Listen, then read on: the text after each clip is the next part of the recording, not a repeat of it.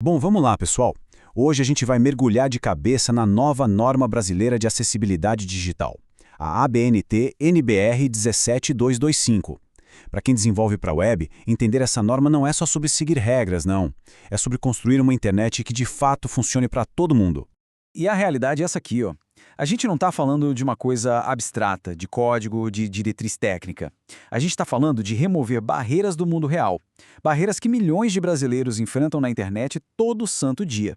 O impacto é gigantesco e é direto na vida das pessoas.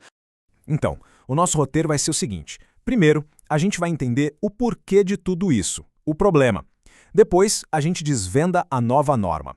E aí, o mais legal, a gente bota a mão na massa, com dicas práticas de código, estrutura, componentes, e para fechar, a gente vê aquelas armadilhas mais comuns para ninguém cair nelas. Certo. Vamos começar pelo começo, né? Para a gente poder resolver um problema de verdade, primeiro a gente precisa entender ele a fundo. E essa é a virada de chave que precisa acontecer. Acessibilidade na web não é um plus, um diferencial. É a fundação, é a base da inclusão digital. É o que faz a internet deixar de ser uma ferramenta para alguns e se tornar, de fato, um direito de todos. Agora sim, vamos dar uma olhada nessa ferramenta nova que a gente tem em mãos para construir uma web mais inclusiva, a tal da ABNT NBR 17225.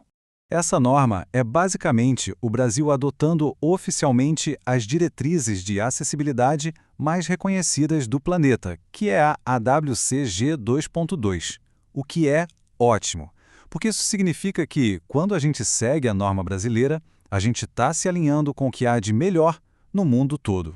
E olha que interessante como a norma divide a coisa toda. Ela cria dois níveis bem claros. Os requisitos são o básico, o mínimo obrigatório, sabe? Correspondem aos níveis A e AA da WCAG. Cumpriu isso? Ok, você tem a conformidade regular. Mas o ideal é ir além, e aí entram as recomendações, que são o nível AAA, o suprassumo da acessibilidade.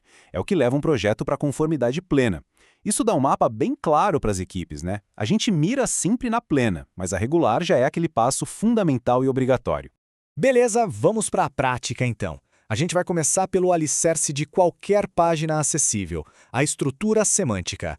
Essa analogia da planta baixa é simplesmente perfeita. Imagina entrar numa casa sem saber onde fica a porta, o quarto, o banheiro, é um caos, né?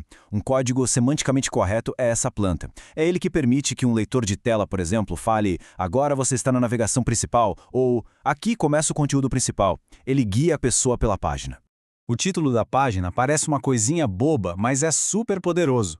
Pensa só, é a primeiríssima informação que alguém usando um leitor de tela vai ouvir. Um bom título, tipo o carrinho de compras da loja X, já situa a pessoa imediatamente, diz para ela exatamente onde ela está. Agora, os cabeçalhos. Para quem usa leitor de tela, eles são a espinha dorsal da navegação. Funcionam como um índice interativo, dá para pular direto para a seção que interessa. É por isso que usar a hierarquia certinha, sem pular do H2 para o H4, por exemplo, é tão, mas tão crítico. É uma questão de usabilidade fundamental. Usar essas tags do HTML5 é como colocar placas de sinalização no seu site.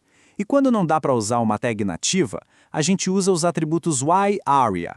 Eles são tipo etiquetas extras que a gente coloca para explicar o que cada coisa é. Tudo isso ajuda as tecnologias assistivas a entenderem o layout, o que torna a navegação muito mais eficiente. Ok, com a nossa planta baixa bem definida, vamos agora focar nos elementos que a pessoa de fato interage, os componentes interativos.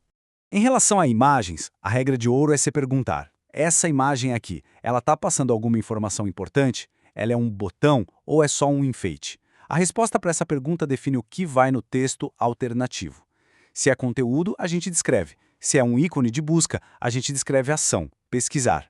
E se é só decorativa, um alt vazio faz com que os leitores de tela simplesmente a ignorem, sem atrapalhar a experiência. E esse princípio, de ser perceptível, compreensível e operável, vale para tudo que é clicável, desde um botão de enviar até aquele componente super complexo e customizado. Se dá para interagir, tem que ser acessível. Ponto final. Esses requisitos aqui garantem que as pessoas consigam entender o que um botão faz e, mais importante, consigam ativá-lo sem dificuldade. Não importa se a interação é com mouse, teclado, toque na tela ou até comando de voz. Para fechar, Vamos falar de alguns componentes bem comuns que, se não forem feitos com muito cuidado, acabam virando grandes barreiras de acessibilidade. O mais curioso é que a própria norma já dá esse toque. Ela lista alguns recursos que todo mundo usa como sendo inerentemente problemáticos. É um aviso bem direto para quem desenvolve, quase um olha, cuidado ao usar isso aqui, hein? E aqui a gente vê o problema na prática. Padrões que para muita gente parecem inofensivos, na verdade criam obstáculos gigantescos. Um CAPTCHA que pede para identificar imagens é um muro para uma pessoa cega. Um menuzinho que só aparece quando o mouse passa por cima é completamente invisível para quem navega pelo teclado. Então, a mensagem aqui é bem direta. A melhor coisa é evitar esses padrões. Mas se não tiver jeito, se for inevitável usar, oferecer um caminho alternativo não é uma opção, é um requisito.